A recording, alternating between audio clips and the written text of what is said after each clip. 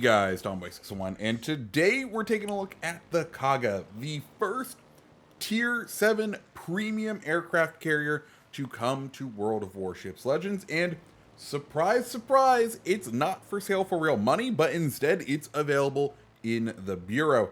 You can go ahead and start researching this right now. I do have to say that this ship is currently on loan to me thanks to Wargaming as being one of their community contributors. So I think technically that makes this video sponsored by Wargaming. I don't know. I feel like that's the disclosure that needs to go in there. Anyway, Kaga, what's the deal with it? Well, it's a pretty interesting aircraft carrier. 48 airplanes are held in the hangar, and it regens them in about the high 40s, depending on what your commander is, which means you just kind of print planes, and it is very, very hard to get deplaned. In addition to that, you have massive attack group sizes. You can see right there, you're dropping 4 torpedoes at once, literally double the Shokaku's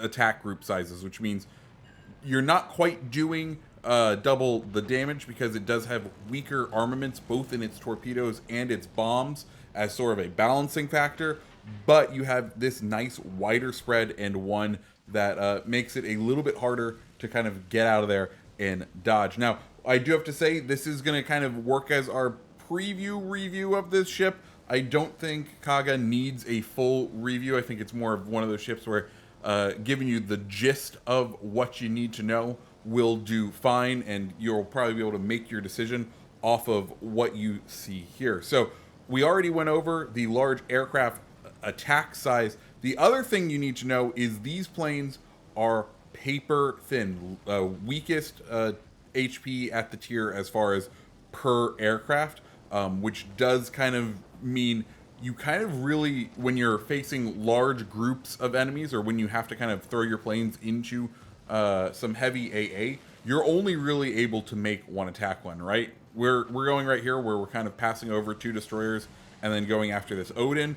By the way, if you notice those bombs, you get real low on the bombs. They are very accurate, and it makes it very fun and very hard to miss with said bombs, which means not only are you now a threat to, like, pretty much everyone, like, not only are you a threat to, say, battleships and cruisers, you can pretty well and consistently hit destroyers with the bombs, which is absolutely amazing and excellent. You can see right here, I launch one set of planes and then realize, oh no, the Benson is out of his smoke. I'm switching back over to the HE, and that's one of the things you kind of have to kind of do in the Kaga, is just keep in mind as far as what ships, what planes are being used, and making sure you don't really ever have a full air wing, because you always want your ship regenning planes for you, because you don't want to waste that essential downtime. We can see here we still have a full load of our torpedo bombers because they were able to kind of most of them make it back to the ship, and we were able to regen a good chunk of them. But anyways, Benson is right here. We're spotting him, hoping that maybe one of our teammates takes a shot, and we drop the bombs. And I think we sadly just miss him. But when you line up from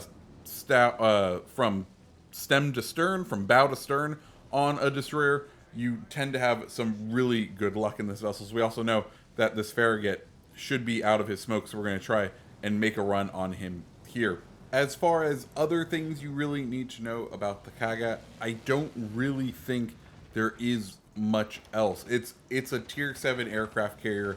It performs well. You should only ever really anticipate to be able to get one full attack run on, especially when you're dealing with multiple ships. And that is kind of the problem with tier 7, and more importantly, like legendary tier. Like right now, you're lucky to get into a tier 5 or a tier 6, tier 7 match when you play tier 7 and not into legendary tier, especially because we just got like Minotaur released, and that means you're going to run into a lot of Minotaurs and other very heavy AA ships, which will absolutely tear these planes apart. There's no 2 words about it. It is a very hard job to play aircraft carriers at tier 7 sometimes, just because if the enemy team knows what they're doing, they will stay in kind of their spawn clusters, and when they stay in those clusters, They are very hard to hit, especially with aircraft from Kaga. You'll basically get one attack run in, and then the other ones you'll be lucky if you can get one plane out from that.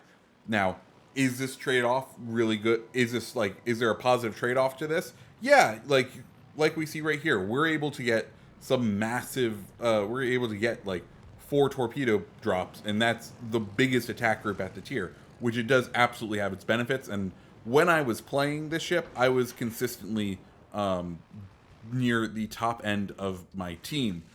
But the other thing that was occurring when I was playing these ships was I was also consistently on the losing end of the game.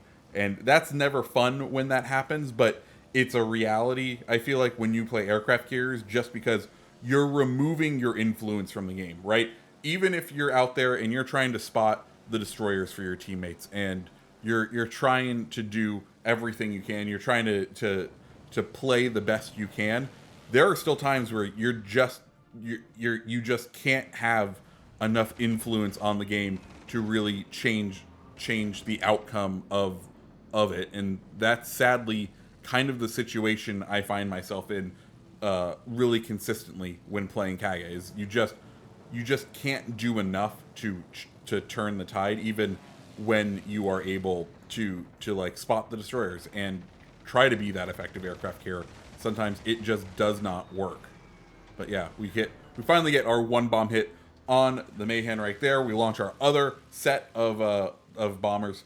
But do I recommend going out and grabbing Kaga? Yeah, I think it's right now. I only have Parcel as my other tier 7 aircraft carrier, and if you're to ask me, Tommy, do you want to take out Parcel or do you want to take out Kaga? I think Kaga is going to be the one that I choose, mainly because it is one that you don't have to think as much when you're playing it. The fact that you have 48 planes, like I was giving people clear sky medals all the time in this ship, and I did not run out of any planes, which is, I'm not gonna say a miracle, but it's pretty incredible, the fact that I could not I couldn't like lose planes even when I wanted to lose the planes. So that is the one positive side. The other positive side is, as you can see, you can hit destroyers. The bombs are way more accurate, and you can be somewhat of a threat to the destroyers. You have fairly large attack groups. Like, there are a good number of positives to the Kaga. Also, it's a premium ship, so your economy-wise, you'll be coming out ahead a little more often. But yeah, guys, that's the Kaga. I'm a fan of it. I just don't. I'm not a huge fan of aircraft play, so I don't really have huge opinions. So yeah, guys, if you liked the video, go ahead and hit the like button, hit the subscribe button, and I hope you have a good rest of your day. See ya.